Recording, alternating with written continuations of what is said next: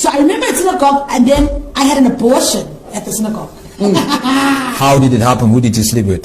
I was sleeping with one of the camera guys, and I also slept with Daniel, wise man. He's a wise man now. Wise man Daniel. His name is Daniel. He's a wise man now. And he's Daniel.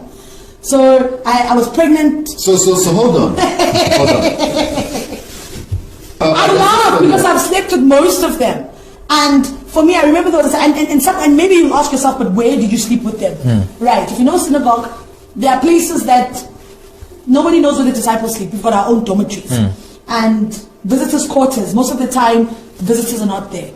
So in between thingies, we know our signals. So we go, we do our thing, and we out. So when I discovered I was pregnant, I remember I confided in one of the sisters. I think it was Sister Yetunde Olamide, someone there. And I told them, this is my situation. I was taken downstairs to the nurse. There's a nurse there in synagogue, and I had an abortion. How did that happen? How did they perform the abortion? In the house of God. In the house of God. Downstairs. In the house of God. Church. Now, how was the process? No. I went there and, because I was now not seeing my period, I was sick and everything. Then they took the test and I was pregnant. And then they called in another doctor to come in. And then I remember they used the old way of termination, the one where there's a steel, where they pull something out. Yeah. And I remember I was scared now. I was thinking, oh my God, please don't tell Daddy, because we call TB Joshua Daddy. Please don't tell Daddy. Please, I beg, don't tell Daddy. He said, no, don't worry. Everything is fine. You're okay. Immediately after that, I chorused the practice. I went straight on stage to rehearse. Soon after abortion? Immediately after abortion. As if nothing ever happened. But when you see people going there, and you see TB Joshua calling them out, so you've got a spirit of lust. Yeah. You've got this. Yeah. Very Sister Sitley. She's seen him on the altar. Right in the house. Right in the house. Yeah. Some of the sisters that I stayed with, and some of the sisters that I stayed with at synagogue don't have wombs. These were sisters that would confide in me and tell me, because I was worried to say, I'm having an abortion in the church, I'm going to be in trouble. And they were like, don't worry, it will be okay. After all, you are given to the church, you need to be, you are given. Because I was told I was supposed to stay there for a very long time, And for me, it was a way of life where you see, disciples don't get married. If disciples do get married, you kind of get ostracized out of the church. Yes. I've got a friend, her name is Angela. She was the first white disciple to stay at the synagogue. So she got married at the church, and then she also saw things and she subsequently left. She wants nothing to do or hear or say about Synagogue Church of All Nations. She left. And me being there, I'm very vocal and I always ask. So every time at night we have disciple meetings. Now at this disciple meeting, that's when we learn the language. We learn the speech, we learn the behavior, we learn what to say, what not to do. That is why when visitors come, for example, when visitors come, most of them will say, TB Joshua's disciples are rude, they are cruel, they have no hearts, they are bullies and everything like that. But the main thing is, we told what to do, what not to do and what not. And the most amazing thing is, you are assigned. For example, if they say there's a special group coming from South Africa, you are assigned to this group, you must be in charge of them. There are certain visitors, some visitors don't come to the dining hall. Some visitors don't come to the dining hall because everyone sits in a normal dining hall. Yeah. Some visitors, you are assigned to go issue and give them their food in their rooms, be it breakfast, lunch, or supper. They just don't come to. So females are attached to male. However, you are just attached. It's not like female to female. No, for example, I'm from South Africa, so if South Africans are there, they'll attach me to say, maybe they'll understand me better. And I'm very eloquent, I speak well, so I'll be attached to say, you look after that person and make sure that person is fine. Whatever that person wants you to do. What is whatever? Whatever they want you to. Now, you were there. Yes. You were assigned to this rich man. Yes. And then the wife walked in on you. Oh my God, yes. I wish I could take my clothes off to show you. So I think my parents remember this because I was flown in from synagogue because my bums, my buttocks, like the left and the right, have burn marks, right? I was burnt with hot water. I was burnt with hot boiling water. Because unfortunately for me, this rich businessman, he is a South African. He is in South Africa. A lot of people know him in South Africa. He is in South Africa. He went to TB Joshua. He went to TB Joshua's and I was assigned to look after him. And it so happened I was caught in the act with the businessman. How did it happen? By the wife. You know? Are you guys allowed to do that? They said take care of him. So take care of him. So it was sexuality, whatever. So it's kind of like normal with some of the girls within the church. It's like it's an unspoken, okay, normal thing. Yeah. That is the altar. So for me, I was there and I was busy. I was on top of the man. I was busy. And the next, I could feel, it's like I felt as if cold water burnt me. Like, you know. But now remember in the dining hall, if you've been to synagogue, you know, there's always an urn. that's boiling with hot water, Okay. 24/7. Yeah. So I think that woman went there, took water, and then she came. As That's I was his on top, wife. Yes, and splashed me. You know, and when I was splashed with that water, so I quickly got dressed, and then I ran down. So I ran and I reported this incident, right? And then I was taken to Daddy's office, TB Joshua's office. And I explained what happened. I remember I had To TB Joshua. Yes, I had to take off my dress to show my bumps, because now I started getting, you know, after being burnt, Those Yeah. boils, you get those yeah. boils. Yeah. So I started getting boils on my buttocks. And then this side, I've just fornicated, this side my bums are built. I was flown back into South Africa.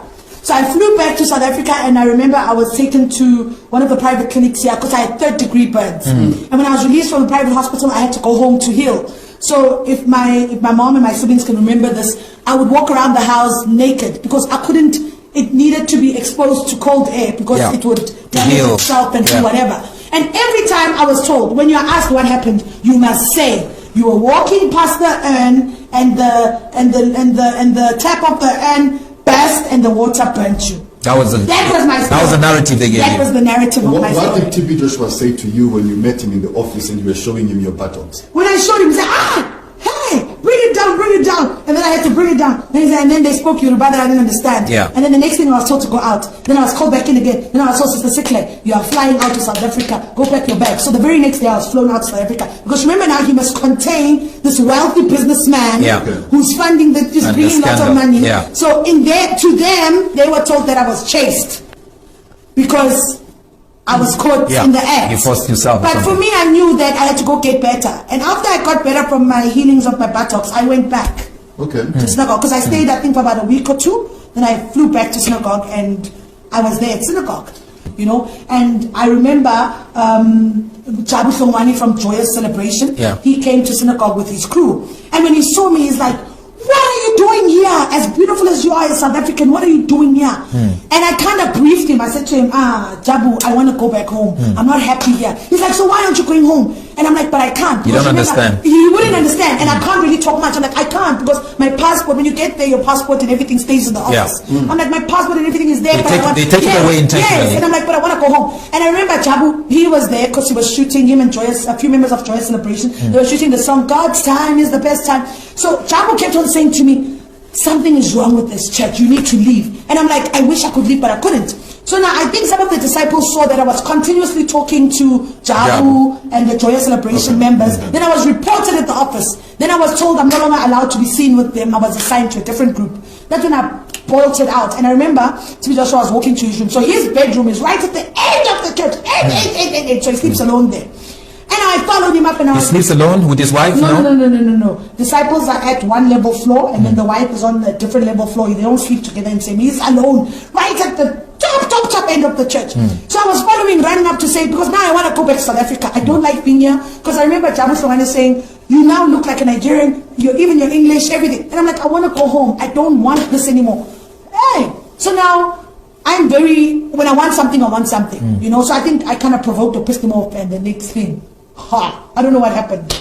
I was boom. TB Joshua hit you. Yeah. And then I kind of felt that. But then I remember when he walks these disciples, so I fell onto somebody. And I went to my room, I was upset. And then obviously the sisters came and said, don't mind, holy anger. You know he's your father. You know a father disciplines a child. You are a child now. So please understand. So I had to stomach it in and I was like, okay. All right, fine. But I still wanted to go home. Right. You know, then we were taken to the prayer mountain. And this for me was always something that I questioned, to say the prayer mountain that visitors go to is not the prayer mountain that TB Joshua goes to. How's that? You know, it's completely different. They might show you old furniture and say, remember it's a script. Yeah. When you come to Prayer Mountain, we'll say, okay, everybody, praise the Lord. That's what we say. Good morning, praise the Lord. On your left-hand side, this is the place where TB Joshua, man of God, prays. And it's old. But that is not the one. Where he prays, God, I have seen with my own eyes. Is that where you used to swim naked? Please, that is where, ask Bisola, she will tell you. There, you don't know whether it's human being or fish that is there. You don't know what is going on there, but it's diabolic. You know, and that is where many people's pictures are there. If the picture is not buried, the picture is Stuck to the, nailed to the tree. That is where everything happens. But now for us, it's like, you look at back now and you say, but, like I always pinch myself and I say, but Sihle, like you end up thinking that you're making up stories. Yeah. Because you don't believe that you were in there, you were in it, you were in there. I mean, like when these people were made wise men, I laughed my head off. I was like, even me, I could have been wise woman if I wanted to. Yeah. And you ask yourself, why is it that the disciple girls that are there are not married? Why is it that the disciple girls that are there don't have children? Because many have lost wombs in that process. Many disciples who came there with sicknesses. I've seen disciples die, dead bodies. Where you wake up, there's a dead body and must be thrown in a trash can. Trash can. Yes. Trash I've can. seen dead bodies where disciples... in the church. Oh my God. Disciples have ailments, but we can't be prayed for. We're just working for the church. We're working for God. And you see people... I don't know how many dead bodies or dead people I've seen within the church.